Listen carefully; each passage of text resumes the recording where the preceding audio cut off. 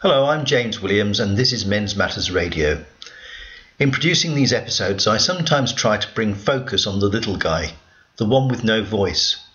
It means engaging with otherwise obscure and forgotten people and putting them in front of a microphone so that they can tell their story. Just like in triage, I have found that it is often the silent ones who are suffering the most or are the ones with the greatest needs. One of the challenges in fighting misandry and prejudice against males is in getting men and boys to come forward and speak up. It doesn't seem to come naturally to them. That's partly due to males being conditioned from birth to not whinge, to man up when things go against them and just get on with it, whilst internalising any feelings of injustice they may experience. But it is also due to the conditioning of others and their reaction to men and boys' problems, or when they are confronted with blatant prejudice. See a man suffering? Not my business. Or, ha ha ha ha, isn't that funny? And if something goes wrong, find a man to blame. A few days ago, I crossed a road at the same time as a woman. As we crossed, a male driver, speeding around a corner, was forced to slow due to the woman impeding his path. But although she was nearer to him and I was well clear, he chose to scream at me and ignore her. This next episode of Men's Matters Radio is produced thanks to a 16-year-old boy, Jordan, who had the courage to open up to me.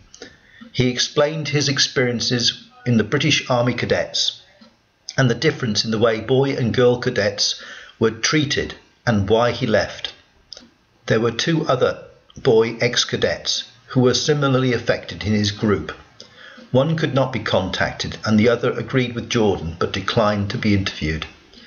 Nevertheless, I hope you will find Jordan's story revealing enough. I'm James Williams and this is Men's Matters Radio. Hello, I'm talking to Jordan, who's an ex-Army cadet. Hello, Jordan. Hi, James. Hi. Now, you left Army Cadets with a little bit of disgruntlement. I don't believe you were the only one that did that, were you? No.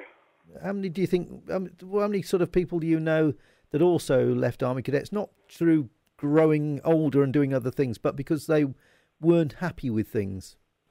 At least two or three I know of. Yeah, you know of, yeah. My detachment. And that just in your detachment, okay. Now, some of the things that went on, there's what we're looking at is the difference, the way boys and girl cadets were treated. Would you like to go through some of the things? I think you mentioned before about orienteering. What went on there? Well, when we used to go on battle camp, which was like a training exercise over a weekend, we'd go out and there'd be specific amounts of distance that you had to cover in order to pass the set goals for that weekend. To pass your fieldcraft, everyone would set out in their individual squads or even to platoon size from their different star levels, and the girls would set out with the boys, and after about 5 minutes of walking, girls can just decide that they're not able to walk anymore, like they're tired or whatever, and their kit will be carried by either by a male or one of the officers or one of the sergeants or whatever. What do you mean by another male? You mean another boy cadet? Either another boy cadet or one of the male instructors.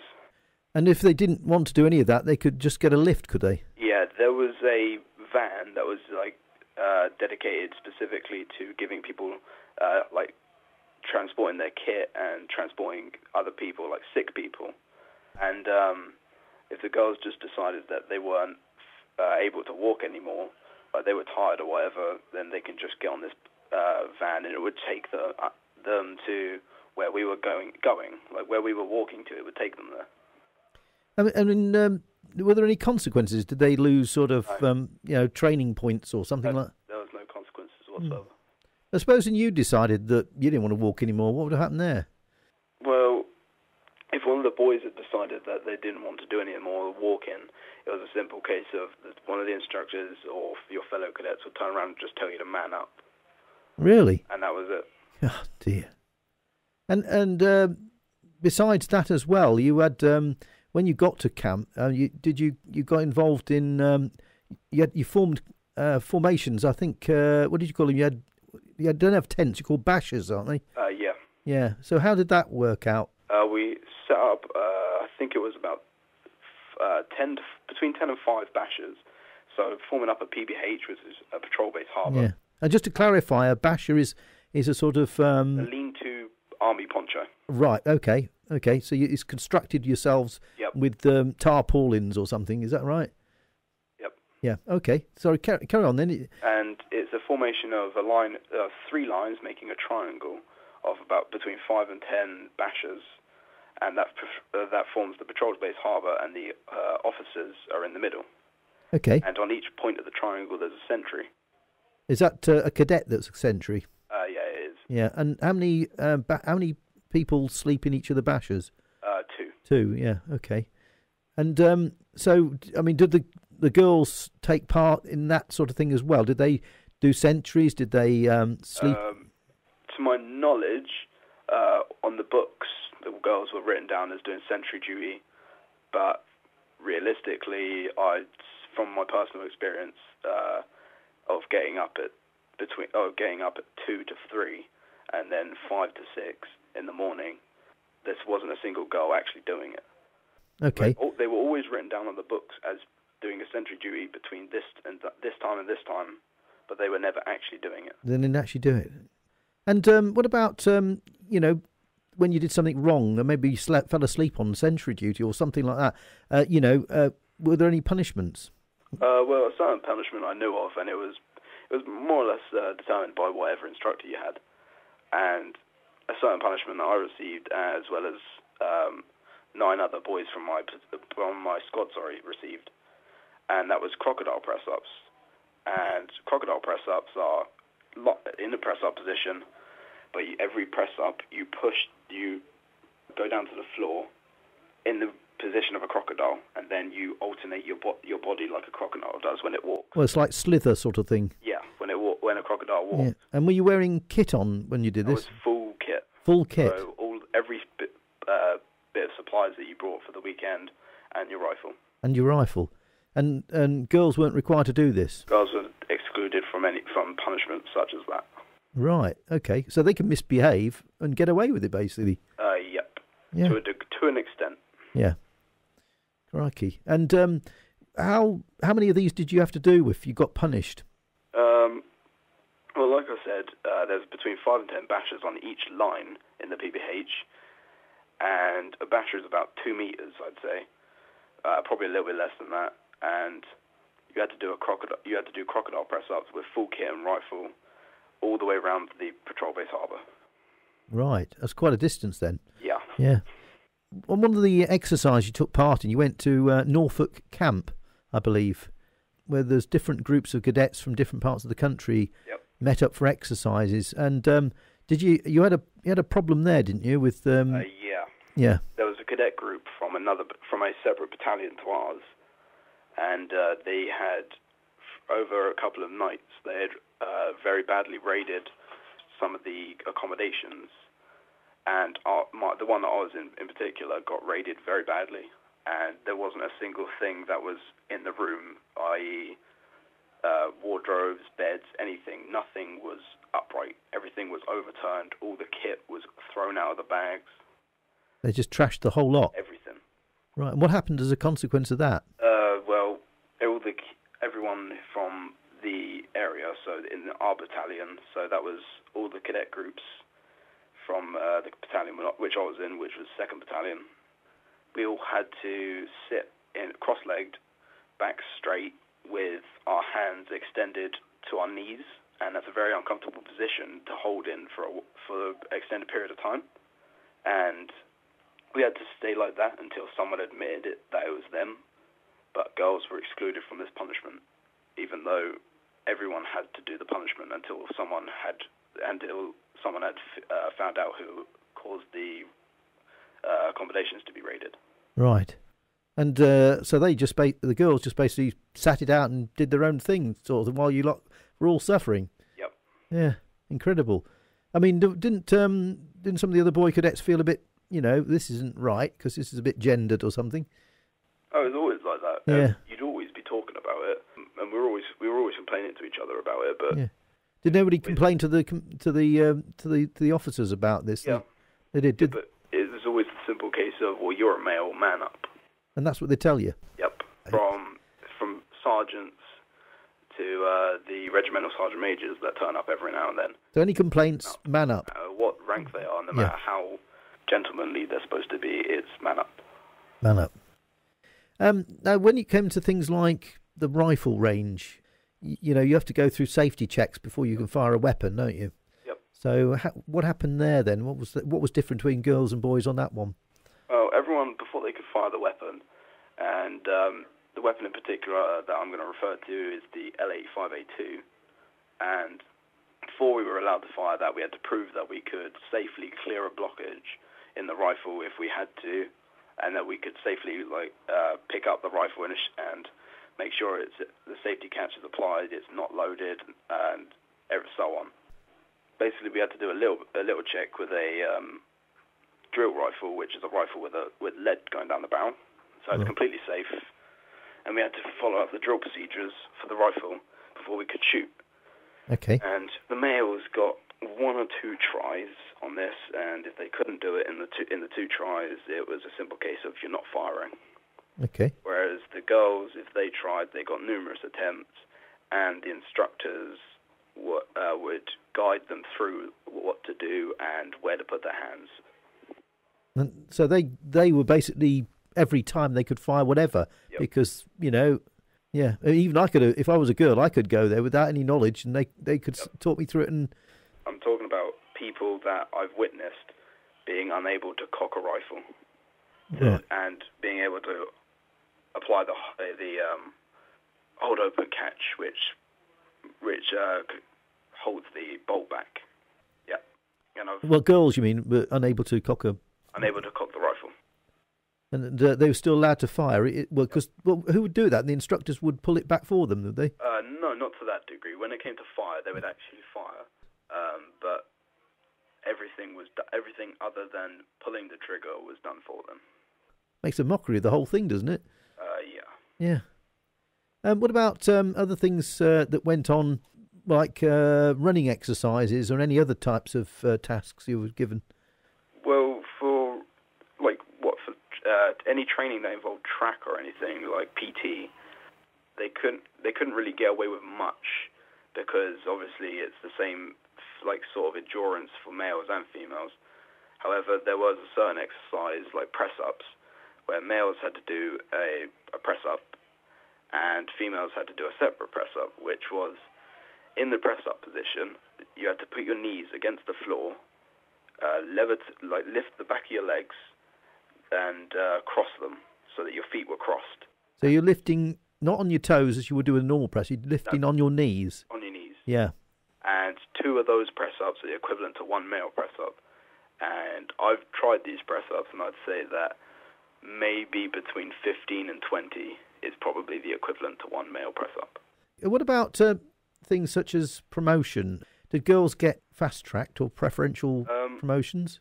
I'd say, our personal opinion, that it was easier for girls to be promoted than boys. The simple case that I knew a particular girl for 2 years, and in those 2 years she went from Lance Corporal to Staff Sergeant, and the same boy at possibly a greater skills in leadership and anything like that.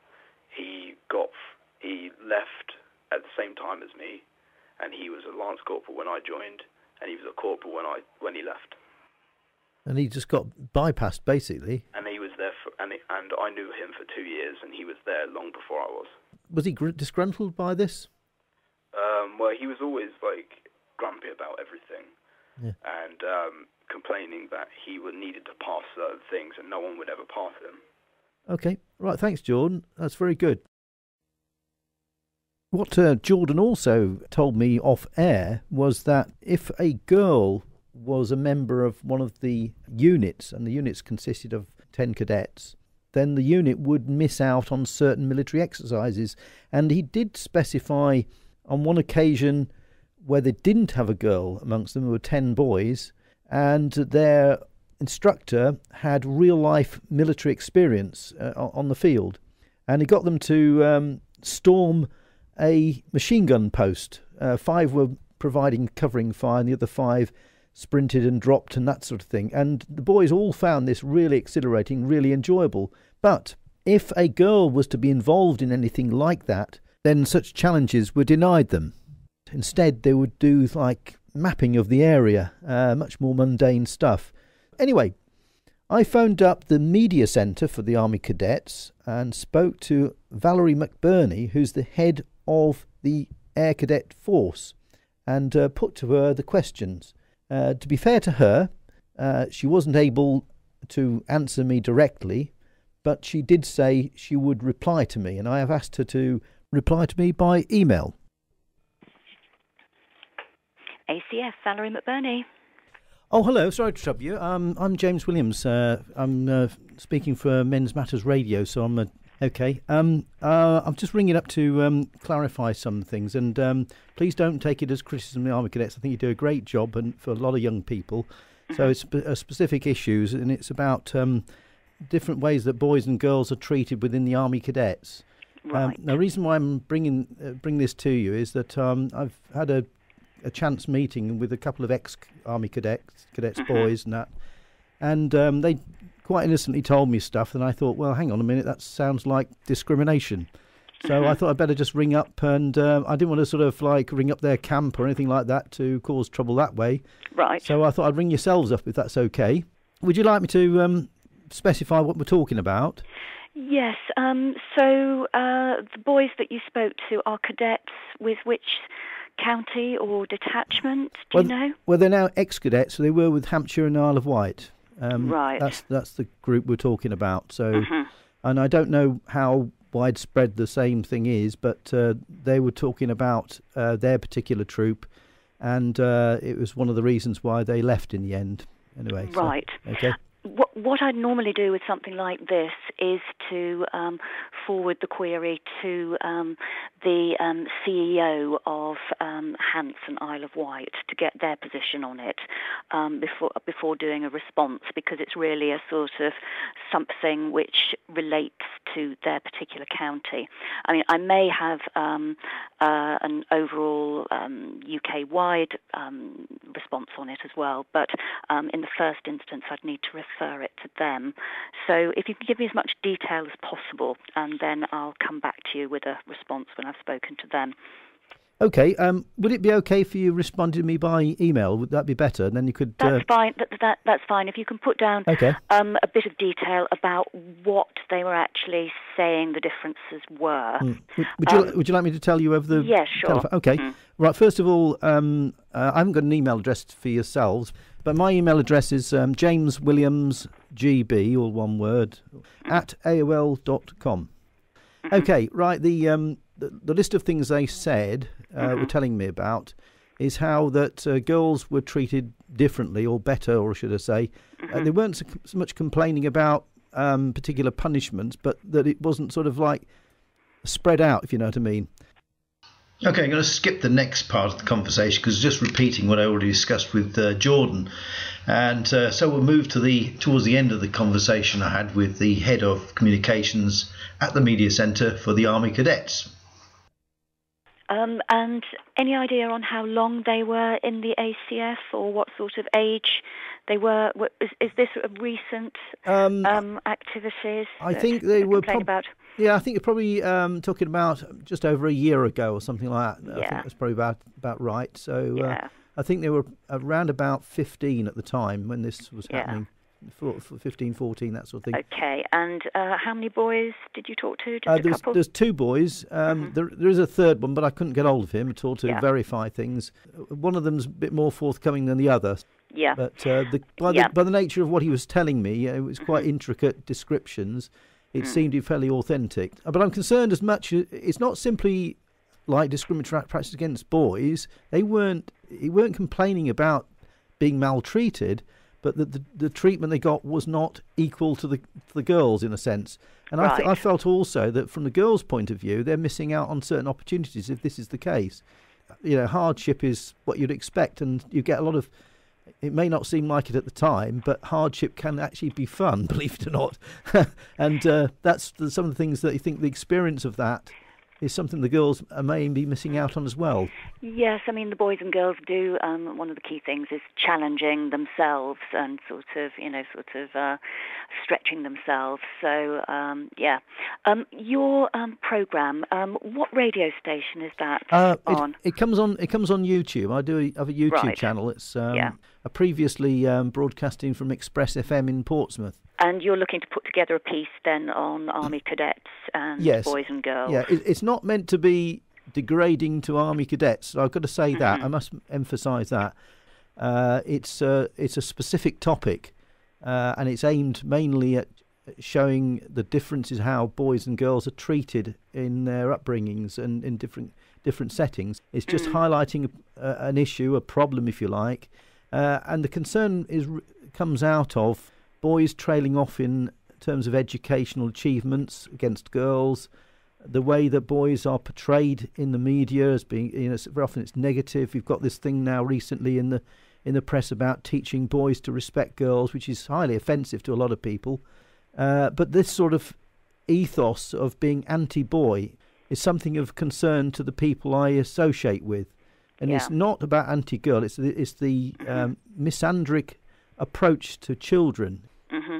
Okay, I will have a word with Hampshire and Isle of Wight, so I will get back to you as soon as I can. So what's your deadline?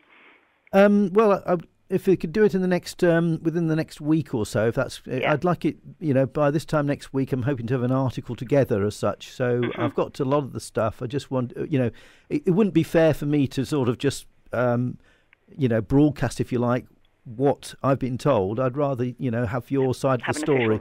Yeah, that's right. So it's not fair otherwise. The idea is balance. Otherwise, you lose credibility if you don't have balance. So that's the idea of it. Yeah. Okay. Okay. Thank you very much. Fine. Have a nice weekend. Thank you. Cheers. Bye-bye. Bye.